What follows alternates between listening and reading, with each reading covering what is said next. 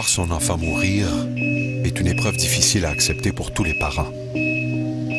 La douleur ressentie peut s'exprimer de différentes façons. Mais que penser d'un parent qui se dit convaincu que son enfant décédé communique avec lui?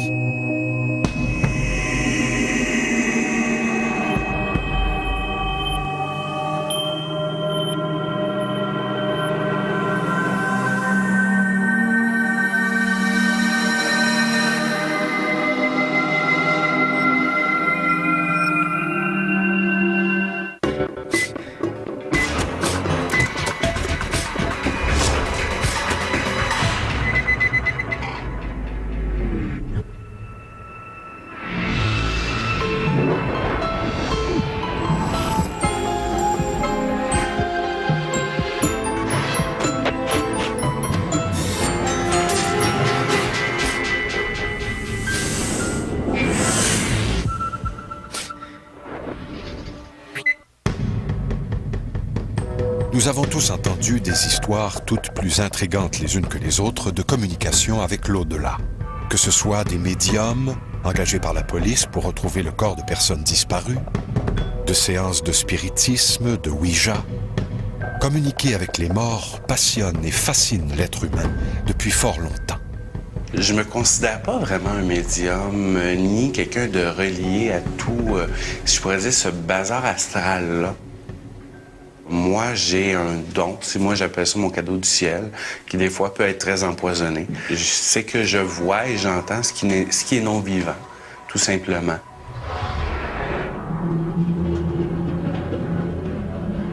La plus grande révélation par rapport aux âmes, ça a vraiment été de savoir qu'elles ont besoin de nous, de l'autre côté.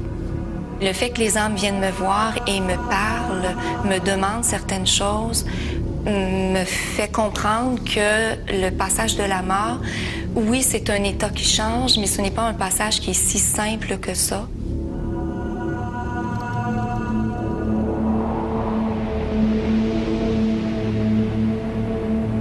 L'essence de la vie, c'est le survivre. De survivre.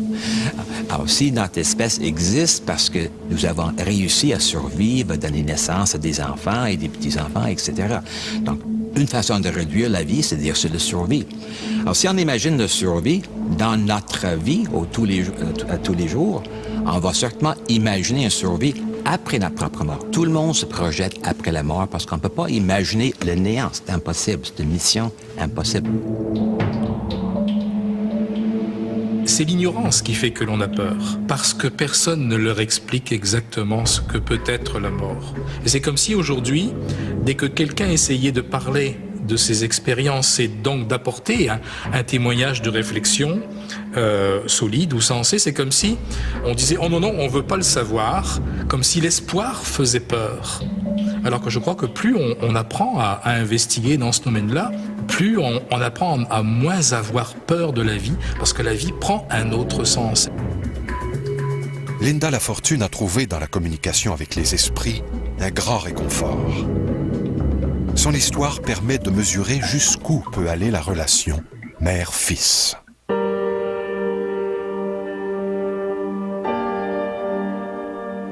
Pascal a reçu le diagnostic de la fibrose kystique à 1 mois et demi, après avoir perdu beaucoup de poids depuis sa naissance.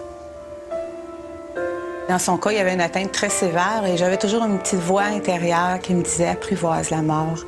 Même si j'étais très positive et que j'espérais la guérison pour Pascal, je savais au fond de moi que je devais me préparer à apprivoiser cette possibilité-là.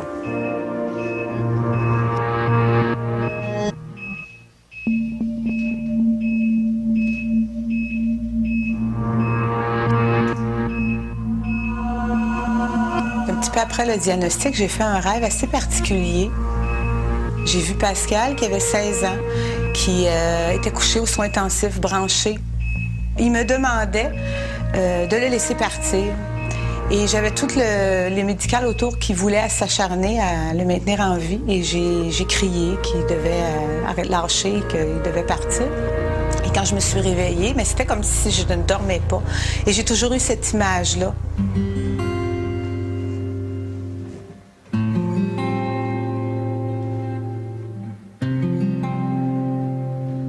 Pour moi, ça a été un rêve prémonitoire. C'est un rêve qui m'a préparée à cette image-là et me rappeler toujours que je devais justement apprivoiser la mort. Et je pense que c'était un cadeau pour moi parce qu'à quelque part, j'ai toujours laissé une petite place dans mon cœur à cette possibilité-là.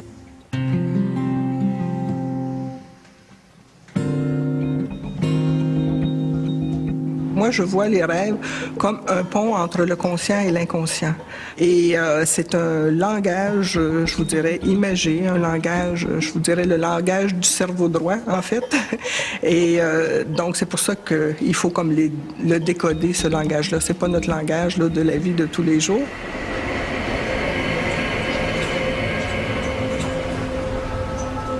J'ai souvent des témoignages de personnes qui, effectivement, ont des contacts avec des personnes décédées. C'est comme si le rêve est comme une force, une énergie là, différente. Et les gens le sentent et il y a cette espèce de certitude où ils peuvent dire « oui, je sais que la personne était là, je sais que la personne est venue me voir ». Quand ma mère est décédée aussi, ma mère est venue beaucoup me voir dans mes rêves. Ma mère était très spirituelle et était malade toute sa vie. Puis à la fin de sa vie, elle m'avait dit « Je vais essayer d'aller faire quelque chose pour toi puis pour Pascal au ciel. Si je peux pas, ben je vais vous guider. Puis à chaque fois que je viens vous voir, ça va sentir les fleurs. » Ma mère aimait beaucoup la nature puis prendre des marches dans la nature. Et les oiseaux, les fleurs, tout ça. Alors il y avait toujours d'odeur de fleurs quand ma mère venait. Et c'est pas moi la première qui l'a senti, c'est Pascal. Et le lendemain de son décès, il y avait une odeur de fleurs dans la maison et ça a toujours resté. Puis ça a été un lien que j'ai eu avec elle, un petit clin d'œil de ma mère. L'interprétation des signes de la nature a toujours été dans de nombreuses cultures un moyen d'accéder au monde des esprits et de communiquer avec lui. Moi, ce qui m'a intéressé, c'est la médecine amérindienne qui m'a touché le plus dans le sens de l'enseignement, des symboles. Pour l'enseignement, que ce soit du sage amérindien, l'événement, l'animal qui passe, la lecture de ce qui est dans le moment présent, il y a comme une direction à prendre ou il y a comme une réflexion à faire.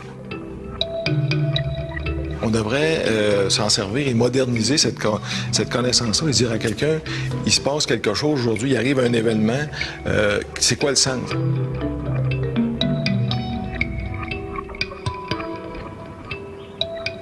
Le jour du décès de ma mère, il y a 3 oiseaux qui sont venus chez moi, chez mon frère et où est-ce que ma mère demeurait, toutes les 3. Moi, l'oiseau est venu près de la fenêtre, dans la fenêtre de chez moi, puis il a cogné. Où ma mère demeurait, l'oiseau est rentré dans la maison, a fait le tour des pièces et est ressorti par la porte d'en avant. Et chez mon frère, il est rentré chez lui et il a dû le prendre dans ses mains pour l'envoyer dehors. Comme ma mère aimait les oiseaux, alors on a pensé que c'était un clin d'œil aussi un petit coucou d'elle pour nous dire que maintenant elle était libre puis elle était bien.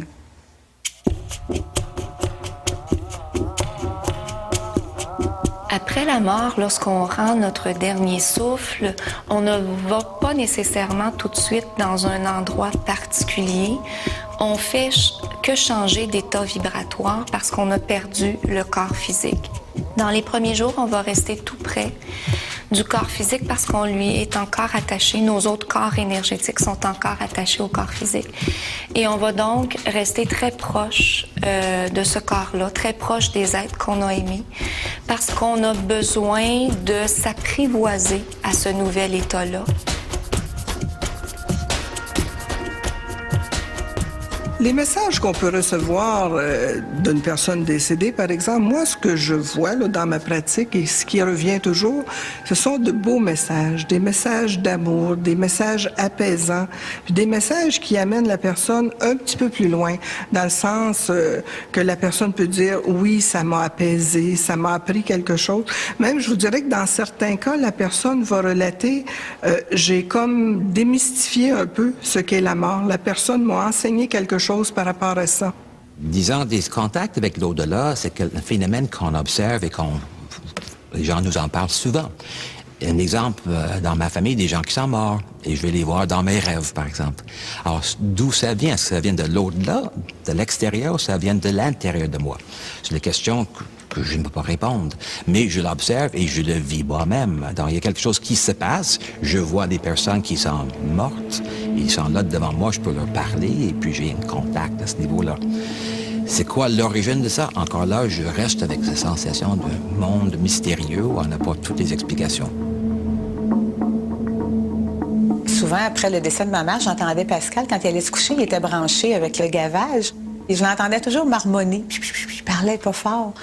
Puis je lui demandais, à un moment donné, à qui tu parles? Il me dit, je parle à grand-maman. Alors, il lui racontait sa journée, il lui racontait ses inquiétudes. Puis c'était tout à fait normal pour lui. Ma mère, elle avait une ouverture, une spiritualité qui était très grande. Et c'était sa certitude qu'elle se libérait de son corps de misère pour aller nous aider. Pour elle, c'était clair, c'était certain. Et qu'elle pouvait même peut-être guérir son petit-fils d'en haut. Et c'est ce qu'elle aurait voulu. C'est ce qu'elle aurait voulu du plus profond de son cœur. Qu'on y croit ou non, il faut avouer qu'il y a quelque chose de rassurant à penser qu'à notre mort, l'esprit des gens qu'on a aimés sera là pour nous accueillir dans cet ailleurs mystérieux et inconnu. Nous avons tous des facultés de médium à l'intérieur de nous, puisque nous sommes d'abord et avant tout une âme. Qu'est-ce que c'est d'être un médium? C'est d'être un canal, de percevoir l'énergie dans ce canal-là qui entre à l'intérieur de notre corps physique. Et quand je dis que tout le monde est médium, oui, c'est vrai, mais c'est pas tout le monde qui ont la capacité, pas la capacité, mais la passion et le désir de développer cette médiumnité-là de façon consciente. Il y a des peurs, il y a des croyances qui fait qu'on n'ira peut-être pas vers cette direction-là.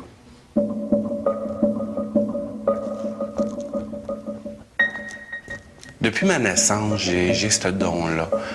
De voir vraiment, au départ, je crois que c'est autour de l'âge de 12-13 ans, je dirais que j'ai pris connaissance de qu'est-ce que c'était vraiment. Mais avant, moi, je pensais que c'était les autres qui étaient fous, que les autres n'étaient pas normaux. Moi, j'étais dans une pièce, je parlais avec des gens, puis les gens me regardaient puis disaient il va pas, là. Mais moi, je voyais quelque chose. Il y avait quelqu'un devant moi qui me parlait et qui communiquait avec moi. Tous les jours, toutes les semaines, j'ai des manifestations. De voir des gens non vivants, d'entendre ce qui est du monde parallèle, c'est tous les jours, c'est 24 heures sur 24, 7 jours semaine, 365 jours par année.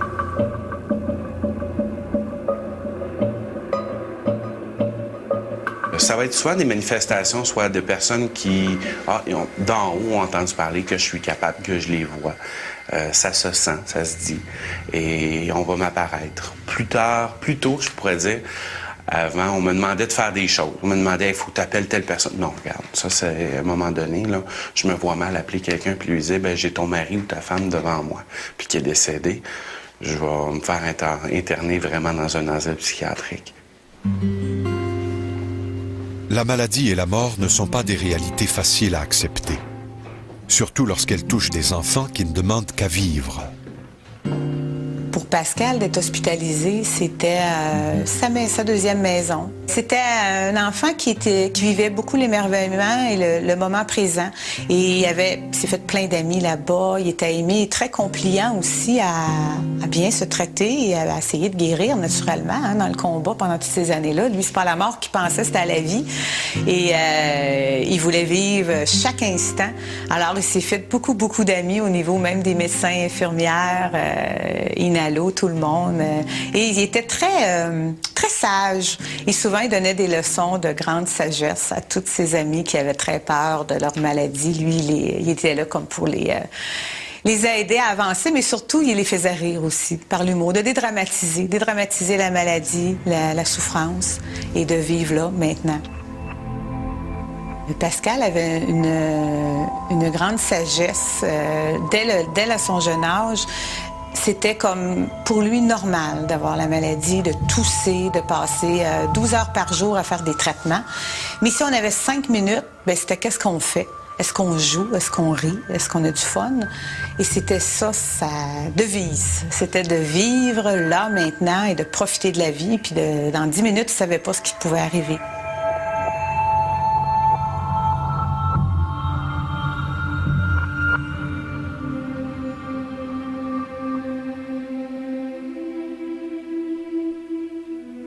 La dernière année 2003 a été très, très difficile pour nous parce que moi, je sentais qu'on approchait de la fin. Et dans mon cœur, je le sentais, mais dans ma tête, elle ne voulait pas du tout. Les médecins rentraient dans la chambre, ils étaient pâles, très, très malades. Et comment ça va, Pascal, aujourd'hui? Ça va très bien. Toujours, jamais il a dit ça va pas bien, jamais il s'est plaint. Mais en même temps, il était beaucoup plus intérieur. Tu sentais qu'il se préparait doucement, mais avec sagesse. Et c'était sans se plaindre, jamais, jamais, jamais.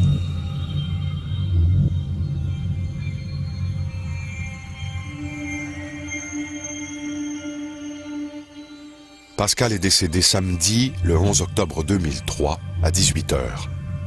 Nous verrons au retour de la pause que malgré son décès, Pascal continuera d'être très présent auprès de sa famille.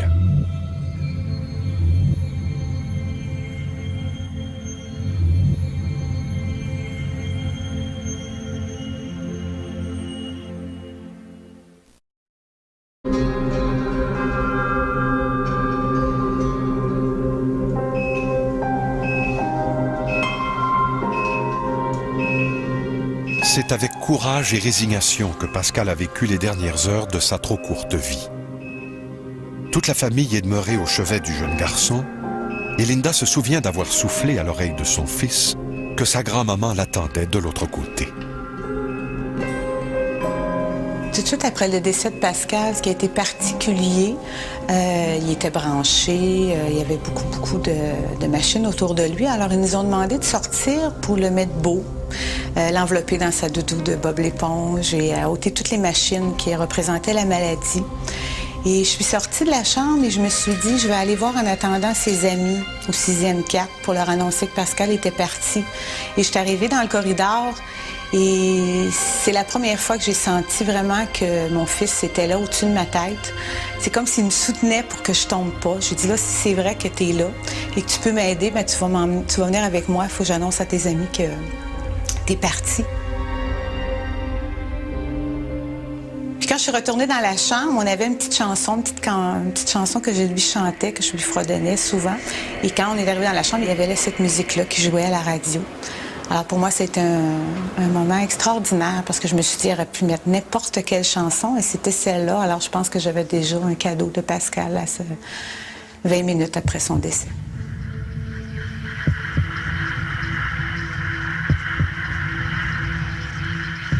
Comment on peut se rappeler, comment cette personne-là peut vivre encore en nous?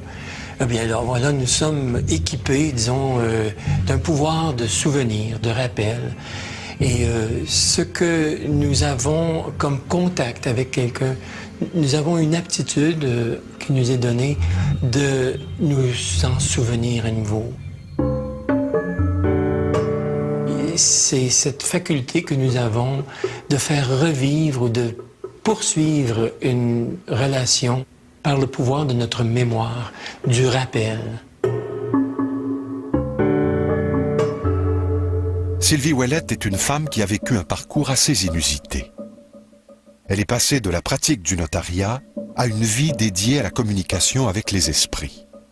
La première fois que j'ai reçu une communication, une demande d'aide d'une âme, ça a été pour moi totalement inattendu parce que je savais qu'il y avait des médiums, mais moi, dans ma conception des choses, je ne l'étais pas. La journée où c'est arrivé, j'étais assis en train de préparer un cours de droit. À un moment donné, je me suis sentie très, très mal, au point de... Je pensais que j'allais m'évanouir. Alors, j'ai fermé les yeux et à la hauteur du 3e œil, s'est mis à se dérouler un film plus clair que je voyais la réalité. Et le lendemain, j'avais commencé à méditer depuis un moment. Quand je me suis installée dans ma méditation, il y a de nouveau un cercle très, très, très lumineux qui est apparu. Et dans ce cercle-là, j'ai senti une présence. Souvent, les gens vont me demander comment tu as fait pour sentir une présence, comment tu as fait pour savoir que c'était elle. Je n'arrive pas à l'expliquer. Le seul parallèle que je peux faire, c'est un peu comme quand on rencontre l'amour de notre vie. Comment on fait pour savoir que c'est l'amour de notre vie? On le sait. S'il est vrai qu'à notre mort, des êtres de lumière nous attendent pour nous aider à faire le saut, sachez que l'inverse est également possible. Du moins, c'est ce que nous révèle Sylvie Ouellette. Les besoins des âmes de l'autre côté sont exactement les mêmes que les besoins lorsqu'on est incarné. On a besoin d'être aimé, on a besoin d'être soutenu, on a besoin d'être accompagné. Alors pour l'âme, ce n'est pas différent de nous, puisque on est une âme, qu'on soit incarné ou pas. Quand on parle, par exemple, de l'au-delà ou qu'est-ce qu'il y a après, on ne se demande pas nécessairement s'il va y avoir des armes, et puis s'il va y avoir de l'eau, etc. Une belle ambiance comme un paradis, mais est-ce qu'il va y avoir quelqu'un? Est-ce que quelqu'un... Alors, le passage revient à ça, c'est je suis là, je rencontre, et à la mort, bien, on peut concevoir facilement qu'il y a encore ces éléments-là, disons, d'une rencontre ou encore d'une compagnie. Est-ce qu'il y a quelqu'un? Une chose demeure certaine, c'est que la mort apporte beaucoup de souffrance pour ceux qui restent. Le décès de Pascal fut triste et le deuil difficile à faire pour tous les membres de la famille. Quand Pascal est décédé, tout de suite après les funérailles, c'est là que pour moi, ma guerre a commencé. Face à moi-même, face à retrouver un sens à ma vie, à me relever de cette noirceur-là et de dire qu'est-ce que je fais maintenant. Et quand je me retrouvais seule, devant mes amis, devant ma famille, j'avais l'air à bien prendre ça. Mais quand je me retrouvais seule, je me mettais à pleurer toute la journée. Souvent, je mangeais pas. Et je priais, je lui demandais, est-ce que tu m'entends? Est-ce que tu me vois? Puis je prenais son oreiller Bob l'éponge et je me berçais avec toute la journée. Je lui parlais. Je me disais, fais-moi des signes. Et je me sentais guidée, je me sentais entourée, mais en même temps, la peur et la souffrance prenaient le dessus et je devenais aveugle à tout ce qui pouvait être amour qui pouvait passer dans mon cœur. C'était le moment, c'était la souffrance qui prenait le dessus.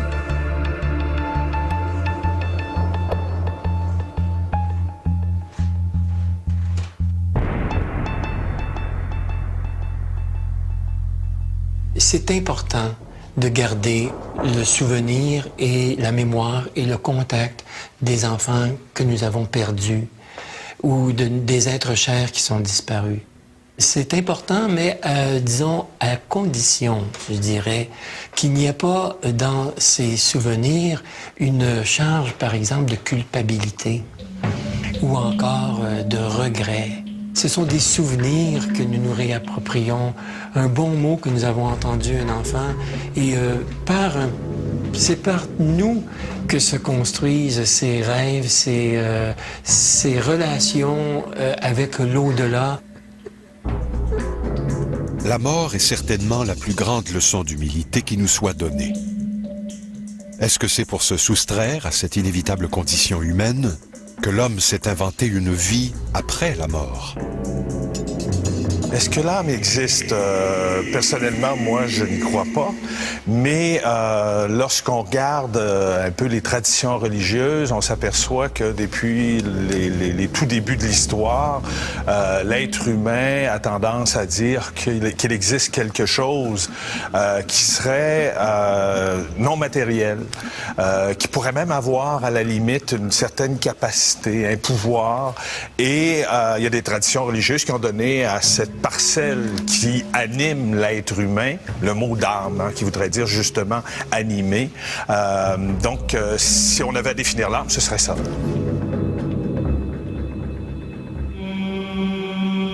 Les âmes contactent les êtres chers ou les êtres plus éloignés qui sont en mesure d'avoir cette ouverture-là pour capter une demande d'aide pour différentes raisons. Je dirais qu'il y a autant de raisons qu'il peut y avoir d'âme. C'est un peu comme dans la vie terrestre, un besoin profond de faire sentir à ses proches que c'est correct, qu'on va bien et que notre route continue. Parce qu'il ne faut pas oublier que l'âme nous voit, nous ressent. Donc, lorsqu'elle nous voit pleurer parce qu'on est mort, elle sent réellement le besoin de dire « mais pleurez pas parce que je suis mort ». Je suis toujours en vie. Pleurer parce que vous avez de la peine, oui. Parce que c'est difficile, mon départ, oui. Mais pas parce que je suis mort, parce que je suis encore en vie.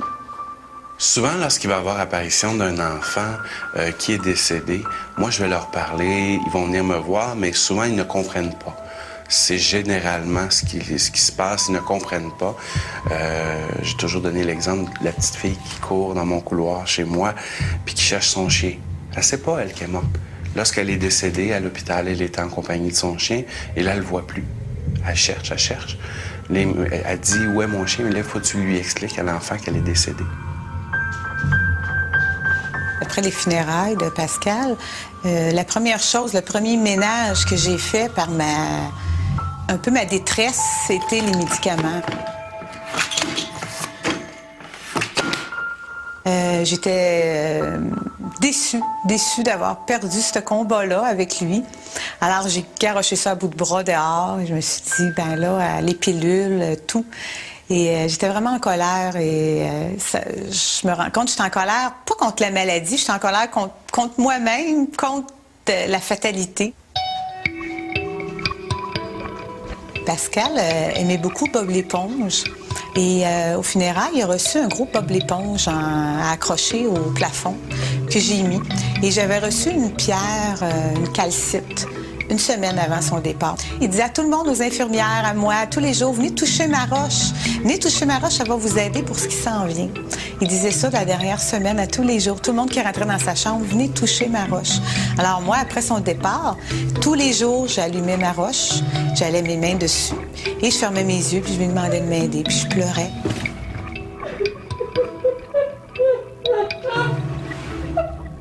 Et quand j'ouvrais mes yeux, il y avait ce fameux Bob l'éponge-là qui était accroché en haut. Il se retournait pour que je voie le sourire puis les grands yeux. Et à tous les jours. Puis le soir, avant de me coucher, je faisais la même chose. J'avais fermé la roche comme pour lui dire bonsoir. C'était comme un pont. J'avais l'impression qu'il y avait une partie de lui dans cette roche-là. Et je regardais encore Bob. Puis Bob faisait toujours se revirer pour voir le sourire en voulant dire « Maman, arrête de pleurer, là. » Puis il sourit. Pascal m'est apparu d'une façon très humaine.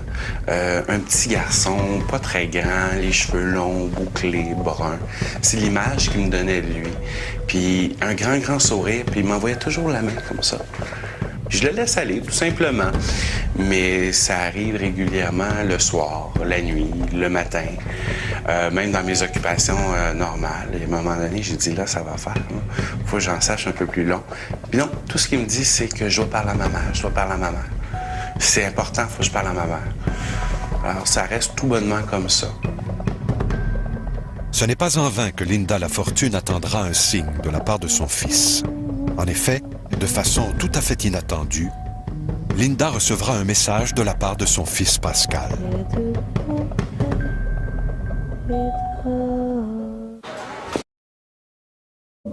C'est avec difficulté que Linda Lafortune vit le décès de son enfant. Malgré la tristesse et la colère qui l'habitent, à force de patience et grâce à une foi inébranlable, Linda finit par recevoir un message de Pascal. Denise, ma belle-sœur, est allée voir quelqu'un qui a un don qui peut... Mais elle ne savait pas, elle allait se faire tirer aux cartes. Là. Elle allait avoir un consultant astral pour savoir son avenir et puis tout ça. Elle a décidé d'aller voir cette personne-là. Quand ma belle-sœur Denise est arrivée pour se faire tirer aux cartes, elle voulait avoir son avenir, Christian lui a dit, il y a quelqu'un ici qui est dans la pièce, qui est près de moi depuis quelques jours, qui a un urgent besoin de rejoindre sa mère et je vais essayer de l'aider. J'avais pas peur, sois bien à l'aise, mais est-ce que tu as perdu quelqu'un près de toi? Un enfant de 12-13 ans, il a l'air de ça. Elle fait « Oui, mon neveu ». J'ai dit « Il s'appelait comment? » Elle dit « Pascal ». Je regarde l'enfant, je lui dis « C'est Pascal ton nom? » Il fait « Oui, il faut que je parle à ma mère ». Et c'est là que vraiment, je lui ai dit « Pascal est avec nous ». Lorsque des personnes ont l'impression d'avoir un contact avec une personne qui vient de décéder, on est là face à un phénomène où ça devient extrêmement difficile de départager exactement face à quoi on est en présence, puisque on est dans une période de deuil.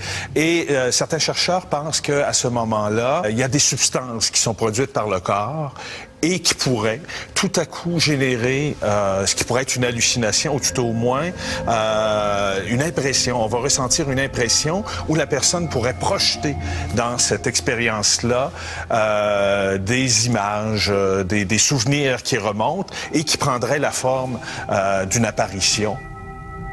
La thèse de l'hallucination provoquée par un débordement affectif ne pourrait s'appliquer à Christian Boudreau puisqu'il ne connaissait pas Pascal. Elle n'explique pas non plus pourquoi Pascal a choisi Christian comme messager, ni pourquoi il tente de rejoindre sa mère par le biais d'un inconnu. Quand Denise est partie de chez Christian, elle était dans tous ses états. Et quand elle est rentrée, elle était encore dans l'entrée de la porte, je me souviens, elle dit, oh ben là, il me vient de m'arriver quelque chose d'extraordinaire que je ne m'attendais pas. J'ai eu un contact avec Pascal par Christian, qui a un don, qui l'entendait et qui répétait toutes ses paroles. Elle dit, il faut que je te fasse écouter ça. Alors, elle m'a emmenée par le bras, elle m'a donné une boîte de Kleenex, elle m'a pris mon oreiller de Bob l'éponge. Elle a dit, là, assis-toi, puis écoute. Je vais dire, dis à tout le monde que tu disais, c'est pas facile pour moi aussi, mais c'est mieux comme ça. Et j'ai écouté ça, et j'ai pleuré. Mais surtout, j'avais une partie de moi qui disait, oh, puis il y a quelque chose qui se passe là. Là, je viens d'avoir un contact et c'est là que j'ai fait comme une promesse intérieure. Je me suis dit, si j'ai la preuve que c'est vraiment toi qui es là, je vais faire quelque chose de grand avec ça. Je fais cette promesse-là et là, je parlais à Dieu. Là. Je parlais plus à mon fils. J'étais vraiment là... parce que j'avais tellement mal, je ne voulais pas avoir une fausse joie. Je voulais être certaine d'avoir la certitude. Alors, en écoutant la cassette, ça a fait une place. C'est comme si Denise a été un phare pour moi.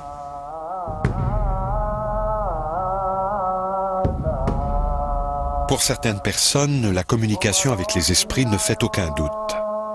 Il s'agit même parfois d'une expérience qui se vit de façon quotidienne. Pour ce qui est des gens qu'on soupçonne qui peuvent avoir des contacts avec des personnes décédées, médicalement, j'ai pu constater ça à plusieurs reprises. Il y a des gens qui vont vivre des expériences au-delà du réel, ou peu importe comment on les appellera, extrasensorielles, extrêmement intenses. Et ces gens-là, à mon avis, ne sont pas du tout des psychotiques comme tels. Et ce sont des expériences très enrichissantes. Et souvent, ces gens-là ont à nous apprendre aussi par ces expériences-là. Lorsqu'on regarde la question des phénomènes paranormaux, on réalise que on a là un phénomène dont on se préoccupe depuis presque les débuts de l'humanité. Alors, ce qui fait que lorsqu'on retourne dans les textes anciens, par exemple, même dans la Bible, on a des références au fait qu'il semble qu'il y ait des gens qui font des tentatives pour, par exemple, prédire l'avenir, par exemple, déplacer des objets, et qui fait que ça fait partie un peu de notre patrimoine historique, si on veut, la fascination que nous avons, même encore actuellement, face aux phénomènes paranormaux. Linda Lafortune est partagée entre le doute et le désir de croire que le message livré par Christian Boudreau provient réellement de son fils Pascal. Elle décide donc d'en avoir le cœur net et elle prend rendez-vous avec Christian, se gardant bien de révéler son identité. Quand j'ai écouté la cassette, moi, j'avais pleuré pendant 3 jours avec le toutou de Bob l'éponge. Et je faisais ça quand il n'y avait personne chez moi. Quand mon mari allait travailler, quand mon fils s'en allait à l'école. Et c'est là que je demandais tous les signes du monde, s'il était là, s'il m'entendait, s'il pouvait m'aider. Et je pleurais, j'écoutais une chanson de Marie-Chantal Toupin, Sans regret, je partirai sans regret. Puis pour moi, ces paroles-là venaient me chercher quand je me disais, mon Dieu, qui était décidé quand c'était le temps, il s'est fermé les yeux. Et il était prêt, lui. Si tu me disais que ça ne se fait pas, je partirai sans aucun regret. Et là, dans la cassette, il dit qu'elle arrête d'écouter cette chanson triste-là, à place qu'elle danse, puis qu'elle danse avec mon toutou. Pour moi, c'était un signe. Il me donnait conseil d'écouter des chansons drôles et de m'amuser au lieu de perdre mon temps à pleurer. Et dans la cassette de Denise, Pascal disait, dis à maman qu'elle allume une chandelle blanche. Et j'avais peur de l'allumer. Je l'ai allumée la veille de mon rendez-vous.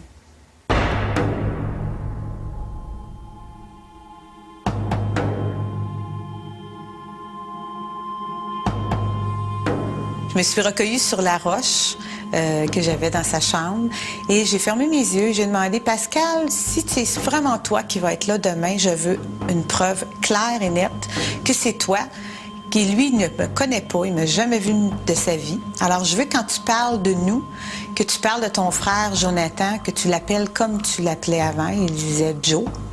Ils jouaient de la guitare ensemble. Alors fais-moi des signes à propos de ça. Et son père, il l'appelait Papounet. Au lieu de l'appeler papa, il l'appelait Papounet. Alors, j'ai demandé, si tu me parles de Papounet, de Joe, puis de Bob l'éponge, parce qu'il me faisait beaucoup de clins d'œil, Bob l'éponge, c'était son idole, j'ai dit, il faut savoir que c'est toi. La première rencontre avec Linda s'est passée au départ très simple. Alors, je commence à décrire Linda, tout simplement, en lui disant... Et la première chose que je lui dis, Linda, tu t'es toujours demandé si tu as été une mauvaise mère. Tu te sens coupable de plein de choses. Là, il faut que tu arrêtes. Parce que tu es la meilleure des mères. Et elle s'est mise à me regarder avec des yeux. On n'avait même pas commencé à parler. Ça faisait peut-être 2 minutes qu'elle était dans mon bureau. Et c'est là que Pascal, à côté d'elle, m'a apparu, m'a fait faire carrément un saut. J'ai fait « Ah, t'es là, toi. » Il dit « C'est elle, c'est elle, c'est elle. C'est ma mère. » Et c'est là que je lui ai dit, j'ai dit à Linda, je pense qu'on va vivre beaucoup d'émotions aujourd'hui. Et là, j'ai commencé à dire à Linda, écoute, ce que je vais dire, tout simplement, ce sont les paroles de Pascal. Je traduis pas de mots de grandes phrases, c'est des mots d'enfant, donc je dois dire exactement ce qu'il dit, lui. Et les premières paroles, il a dit, merci, maman, pour tout l'amour que vous m'avez donné. Il dit à Papounet que je l'aime. Et là, il a pris une pause. Il dit à mon frère Joe que je l'aime et qu'il continue à jouer de la guitare. Ça va lui faire du bien, ça va le relaxer. Et c'était ses expressions à lui. Puis il dit, quand tu as trop mal, maman, quand tu souffres trop, prends mon toutou Bob l'éponge dans tes bras, serre-le fort, c'est un peu comme si c'était moi. Il était carrément à côté de sa mère. Par moments, touchait à sa mère. Et je voyais Linda qui sursautait, comme si elle avait un frisson. Je voyais vraiment Pascal qui touchait à sa mère, qui avait un besoin. Et qui me parlait. Puis souvent, il me regardait moi ou il regardait sa mère. Il parlait directement à sa mère. Moi, tout ce que je faisais, c'est que je disais à Linda ce que Pascal lui disait, tout simplement. Pascal était tout près d'elle et consolait, si je pourrais dire, et essayait d'alléger de peine et misère sa peine, mais ne pouvait pas la vivre.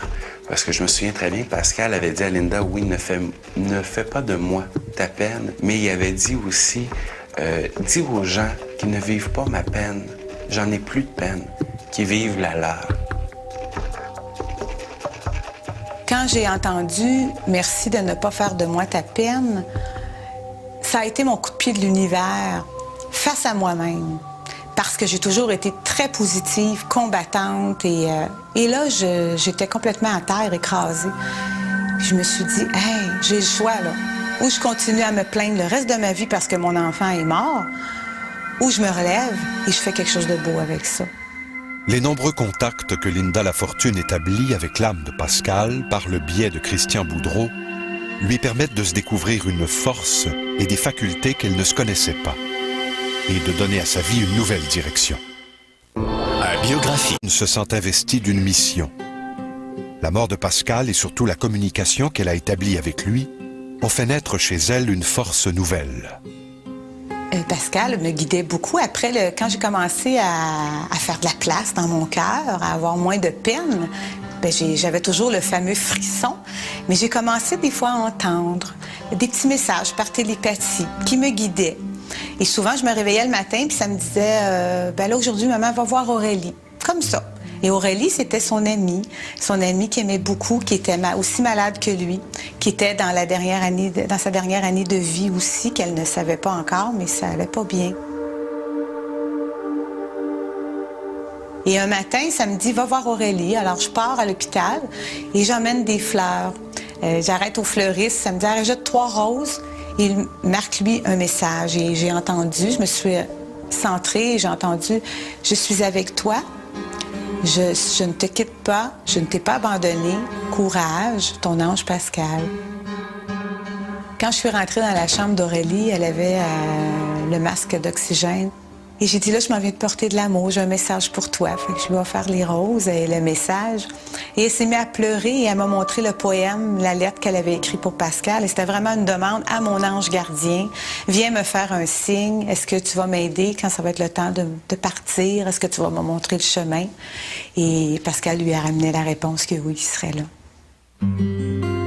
1 an après le décès de son fils, Linda Lafortune caresse le projet d'écrire un livre qui raconterait son histoire, mais avant d'entreprendre son projet, Linda veut obtenir l'approbation de Pascal. Elle retourne donc chez Christian Boudreau. Et moi, quand je suis arrivée là, ben là, j'allais vraiment pour savoir si je devais écrire mon livre. Alors, je dis rien. Et là, comme de fait, ben, Christian, premièrement, j'ai fermé ses yeux. Et là, il répète les paroles de Pascal et lui dit, oui, vas-y pour le livre, maman. Tu dois raconter notre histoire parce qu'à quelque part, cette histoire-là, même si c'est pas la même maladie que nous, chaque personne va se retrouver dans ce combat-là, dans le combat de la maladie, mais aussi dans ton combat, dans ta guerre à toi, face à mon départ après, face à ta peine. Alors, tu dois le faire et je vais t'aider, je vais te guider. Et quand tu auras fini, moi, je vais faire le message de la fin. J'ai des choses à dire aux gens à propos de la mort. C'est moi qui fais le dernier chapitre, ça sera mon héritage. Ce que Pascal et Linda vivaient dans le moment présent, lorsqu'ils étaient devant moi, c'était une réunion. C'est comme si moi j'appelle ça, c'est comme si 2 amants se seraient laissés sur un coin de rue. Et là, ils se retrouvent. Et Pascal a pris la décision de veiller sur sa famille. Naturellement, il y a des choses qu'il peut faire, d'autres non. Mais il a choisi de veiller vraiment sur Linda, sur Jonathan, sur Daniel. Et toutes les gens qui l'ont, autant à l'hôpital et les infirmières, parce qu'il disait, au grand de ma mémoire, il disait « Ah, occupe-toi de telle personne, dis bonjour à telle personne, dis-lui que je l'aime. » Ça a été généralement ces mots « Dis-lui que je l'aime, que je suis là. Dis-lui que je l'aime. » Quand je suis retournée pour le dernier chapitre du livre, L'héritage de Pascal, ça a été vraiment extraordinaire comme rencontre. L'émotion, l'amour que j'ai reçu dans ce message, j'ai été 1 semaine à pouvoir parler à personne et à le dire. Je l'ai gardé pour moi. Parce que Pascal est venu vraiment au plus profond de moi, me révéler des choses, de l'amour, et venu me dire merci parce que j'avais décidé de le garder en tant qu'enfant malade. On lui a montré les images. Il m'a tout expliqué ça quand il est arrivé en haut du diagnostic, quand le médecin nous a appris. Puis il a vu dans mon cœur que moi, c'était sûr que je le gardais et que je me combattrais avec tout mon amour dans ce combat-là de la maladie. Et il est venu me dire merci pour ça.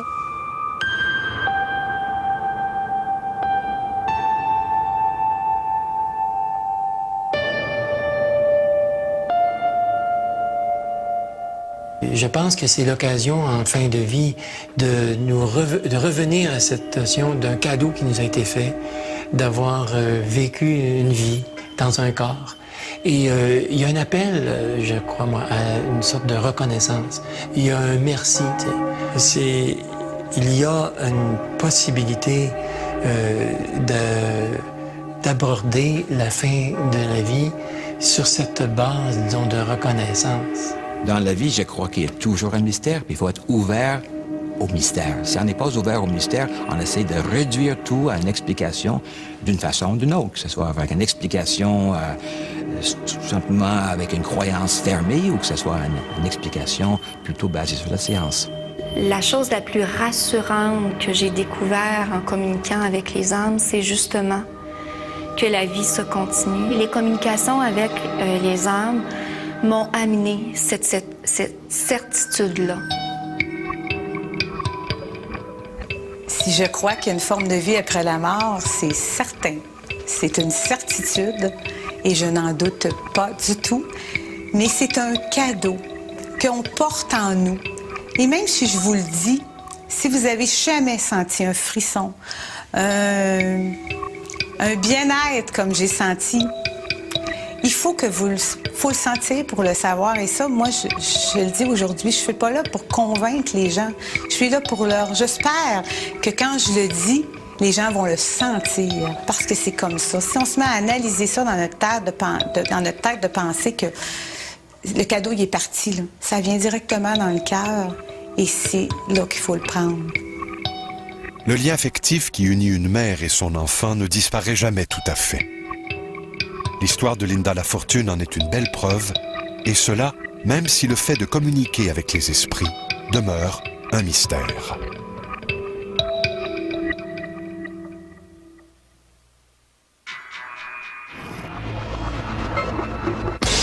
Un crime, un coupable. Ils font parler les indices pour le retrouver. Découvrez les toutes dernières technologies utilisées par les agents d'investigation pour retracer les criminels. Voyez les nouveaux épisodes d'Experts en crime dans un instant à Canal D.